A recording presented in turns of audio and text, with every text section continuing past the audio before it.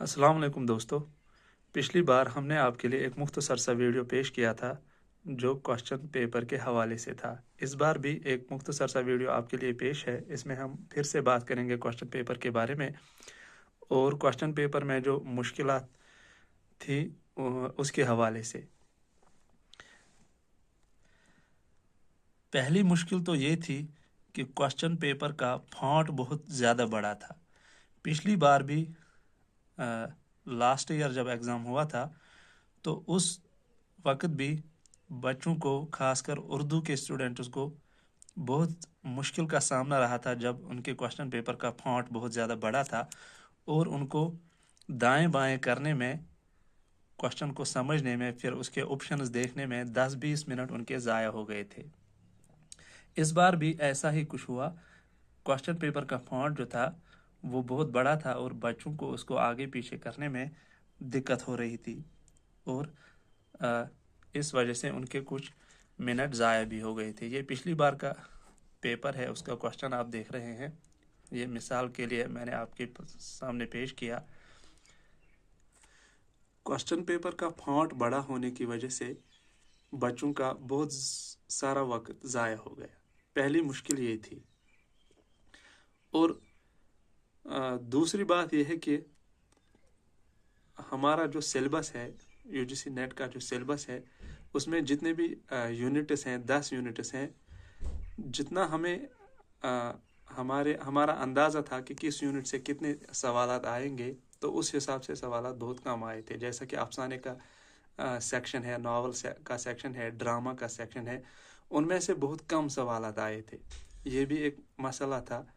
एक और मसला ये था कि शायरी में से बहुत ज़्यादा सवालात आए थे और वो शायरी हमारे क्वेश्चन पेपर में आई थी जो कि हमारे सिलेबस में है ही नहीं। वो शुअरा जो हमारे सिलेबस में है, उनके साथ लिखा भी गया है कि किसका दीवान है, कितनी गज़लें हैं, कितनी गज़लें हमें पढ़नी है, और उन्हीं गज़लों में क्वेश्चन आ जाने चाहिए थे। लेकिन हुआ यूं कि उन शुअरा की गज़लें थी, उन शुअरा के अशआर पेपर में आए थे, लेकिन वो सिलेबस में मेंशन नहीं है। ये भी एक मुश्किल थी। एक और क्वेश्चन था जिसमें एक दावा दिया गया था और एक दलील दी गई थी। जैसा कि मैं एग्जाम्पल के तौर पर आपको समझा दूंगा कि पिछली बार पेपर में ये क्वेश्चन आया था। दावा ये था कि अलीगढ़ तहरीक एक मुसालिहाना तहरीक थी। इसकी दलील ये दी गई थी कि इसलिए कि उसमें अंग्रेज़ों के साथ सुलह के साथ रहने की तरगीब दी गई थी। तो इसमें दावा भी सही है और दलील भी सही है। अलीगढ़ तहरीक जो सर सैयद अहमद खान की तहरीक थी, वो बेशक एक मुसालिहाना तहरीक थी। वो सुलह चाहते थे सर सैयद अहमद खान, क्योंकि वो ईस्ट इंडिया कंपनी की नौकरी करते थे और उन्होंने बहुत सारे अंग्रेज़ों की जान भी बचाई थी। वो चाहते थे कि अंग्रेज़ी हुकूमत और हिंदुस्तान के अवाम के दरमियान सुलह रहे, एक पीसफुल माहौल रहे। तो दोनों चीज़ें सही है, लेकिन कहना मैं ये चाहता हूँ कि इसमें दावा भी है और दलील भी है। लेकिन इस बार एक सवाल आया था जिसमें ये दावा किया गया था कि किस्सा चाहर दरवेश जो मीर अमन की बागो बहार है, उसकी मकबूलियत की वजह जो है वो उसकी सलासत है और आम फहमी है। बिल्कुल ये बात सही है। लेकिन फिर दलील जो थी, दलील ये दी गई थी कि दलील में ये कहा गया था कि बागो बहार जो है उर्दू की एक मशहूर दास्तान है। जहाँ तक मेरा ख्याल है, दावा और दलील कुछ दूसरी चीज़ होती हैं।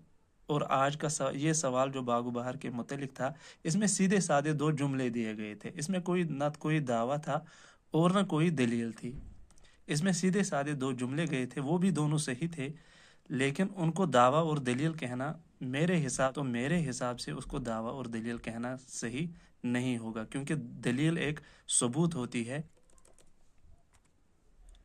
तो कहने की गर्ज ये है कि अब भी कुछ खामियां, अब भी कुछ चीज़ें हैं पेपर में जो बच्चों को परेशान करती हैं। यानी वो नाम पेपर में आते हैं जो हमारे सिलेबस में नहीं हैं, जिनको हमने पढ़ा ही नहीं होता है, या سب سے بڑی مشکل یہ ہے کہ فونٹ کا بہت بڑا ہونا، جس سے بچوں کے 10-20 منٹ اس کو سکرال کرنے میں ضائع ہو جاتے ہیں۔ آپ کا اس بارے میں کیا خیال ہے؟